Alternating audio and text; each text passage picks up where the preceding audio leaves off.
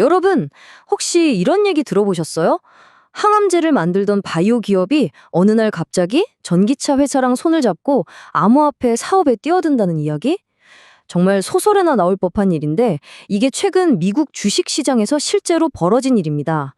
오늘 저희 모야라 서학개미에서는요, 모든 서학개미 투자자분들이 정말 주목하셔야 할 퀄리전 테라퓨틱스라는 회사의 아주 기묘하고 흥미로운 사례를 속속들이 파헤쳐 보겠습니다.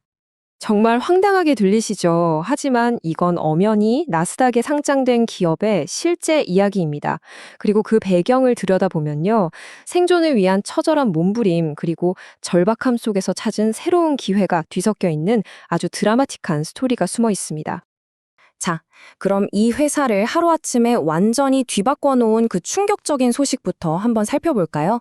이게 불과 바로 어제 2025년 9월 19일에 발표된 따끈따끈한 내용입니다. 콜리진이 발표한 내용은 바로 이 숫자 4,100만 달러에 대한 것이었습니다. 전기차 회사로 유명한 패러데이 퓨처가 주도해서 총 4,100만 달러, 우리 돈으로 환산하면 약 570억 원에 달하는 어마어마한 규모의 전략적 투자를 유치했다는 소식이었죠. 거의 파산 직전까지 몰렸던 회사에게는 말 그대로 구세주가 나타난 겁니다. 그런데 이게 단순히 돈만 받은 게 아니라는 게 핵심입니다. 이 슬라이드를 보시면 아시겠지만 이건 그냥 투자가 아니라 회사의 정체성을 완전히 갈아엎는 사건이었어요. 원래 하던 항암제 연구 대신 암호화폐와 웹3를 하겠다. 심지어 사명까지 CXC 연텐이라는 생소한 이름으로 바꾸겠다고 선언한 겁니다. 자, 그럼 이 돈이 어디서 나왔는지 좀 더 자세히 뜯어볼까요? 전체 4,100만 달러 중에서 가장 큰 덩어리인 3,000만 달러는 패러데이 퓨처가 직접 투자해서 지분 55%를 가져가고요. 그 회사의 창업자인 YT 자아가 개인 돈으로 400만 달러를 추가로 넣었습니다. 그리고 나머지 700만 달러는 사인 재단이나 바이낸스 랩스처럼 암호화폐 쪽의 전문적인 투자사들이 참여했죠. 시장의 반응은 당연히 폭발적이었습니다. 당장 내일 망할지도 모른다고 생각했던 회사에 갑자기 거액의 돈이 들어온다니까 주가가 하루아침에 2배 넘게 뛰었으니까요. 그런데 말이죠. 이런 급등 뒤에는 항상 엄청난 변동성과 더 큰 물음표가 따라온다는 거 우리 투자자들은 꼭 기억해야 합니다. 아니, 도대체 어떤 회사길래 이렇게까지 극단적인 변신을 한 걸까요? 이 난리가 나기 전 콜리제는 과연 무엇을 하던 곳이었는지 그 몸모습을 한번 들여다보겠습니다. 보시는 것처럼 콜리제는 가장 치료하기 어려운 질병으로 꼽히는 암, 그중에서도 성인과 소암 치료제를 개발하던 전형적인 바이오 벤처 기업이었습니다. 그러니까 한마디로 인류의 가장 큰 숙제 중 하나인 암 정복을 꿈꾸던 그런 회사였던 거죠. 그리고 이 문장을 보세요. 우리의 사명은 과학적 혁신을 통해 생명을 구하는 것. 정말 숭고한 목표잖아요. 모든 것이 오직 과학과 환자를 위한 것이었죠. 암호화폐랑은 정말 1도 관련이 없어 보이죠? 이 회사의 핵심 자산은 바로 이 신약 파이프라인이었습니다. 아직은 굉장히 초기 단계였지만요.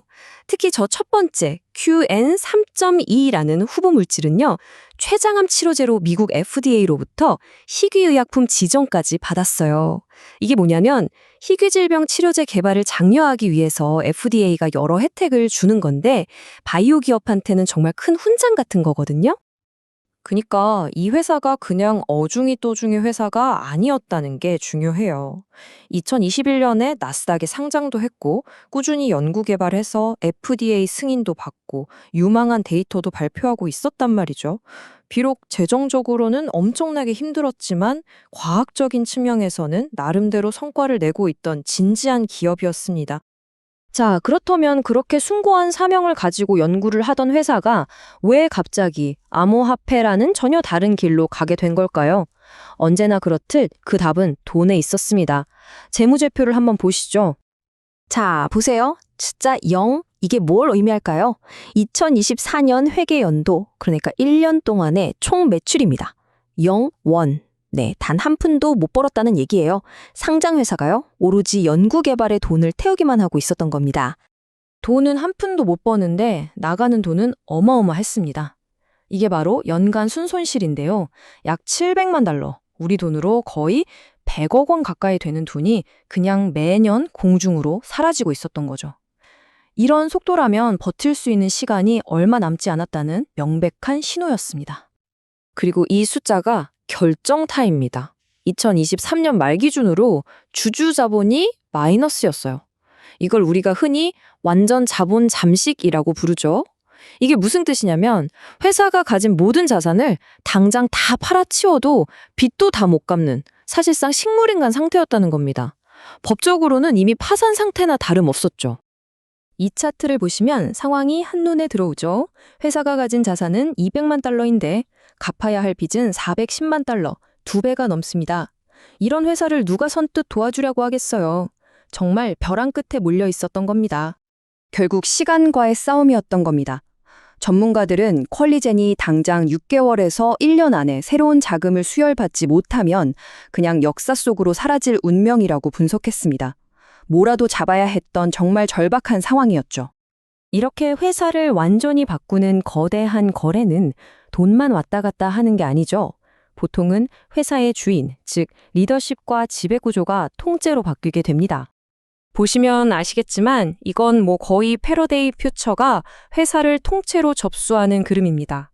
창업자가 최고 고문으로 앉고 새로운 CEO와 CFO를 임명하고 이사회의 이사도 최대 4명까지 자기들 사람으로 채울 수 있는 권한을 확보했어요. 사실상 이제부터 이 회사의 운전대는 패러데이 퓨처가 잡게 된 겁니다. 자, 그럼 가장 중요한 질문이 남았습니다. 이 모든 상황을 지켜보는 우리 투자자들은 이 기이한 변신을 과연 어떻게 받아들여야 할까요? 이건 구원일까요? 아니면 더 큰 위험의 시작일까요? 이 상황은 정말 동전의 양면과 같아요. 긍정적으로 보면 이 4,100만 달러는 회사를 파산해서 구해낸 생명줄이죠. 이 돈으로 새로운 사업도 하고 일단은 기존의 항암제 연구도 계속 이어갈 수는 있으니까요. 하지만 반대편을 보면요. 이건 정말 위험천만한 도박입니다. 10년 넘게 해온 전문 분야를 버리고 한 번도 해본 적 없는 암호화폐 시장에 뛰어드는 거니까요. 성공한다는 보장은 어디에도 없죠. 결국 이 질문에 대한 답은 여러분 각자가 내려야 합니다. 과연 이것이 절체절명의 위기 속에서 찾아낸 신의 한 수였을까요? 아니면 그저 파멸을 조금 더 늦추기 위한 마지막 발버둥이었을까요? 이제 CHC10이라는 새 이름으로 출발하는 이 회사의 미래가 그 답을 보여주게 될 겁니다. 저희 모여라 수학개미는 앞으로도 이렇게 흥미롭고 또 투자자들에게 깊은 통찰을 줄 수 있는 사례들을 계속 추적해서 여러분께 필요한 맥락을 알기 쉽게 설명해 드리겠습니다. 오늘 분석이 도움이 되셨다면 저희 채널 구독 꼭 부탁드립니다.